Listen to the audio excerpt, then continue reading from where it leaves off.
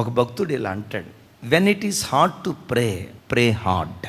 ఇక ప్రార్థన చేయటానికి మనస్సు లేని పరిస్థితి ఎందుకంటే గుండెలు బ్రద్దలైపోయే సంగతి నీ జీవితంలో జరిగింది. సైతానుగాడు అంటాడు, ఇంకేం ప్రార్థన చేస్తావయ్యా, ఎంతకాలం ప్రార్థన చేసినా జరిగింది ఇదేగా, ఎంత ప్రార్థన చేసినా నీ బ్రతికింతే అన్నట్లుగా ప్రార్థించడానికి నోరు పెగలలేని కష్ట పరిస్థితులు ఉంటాయి. అద్భుతం తెలుసా, ఆ కష్ట పరిస్థితుల్లో నీ పెదవుల్లో నుండి బయలుదేరిన ప్రార్థన యుద్ధశూరుడకు దేవునిగా దేవుడు నీ బ్రతుకులు ప్రత్యక్షమవటానికి కారణమగునుగాక. When it is hard to pray, pray hard.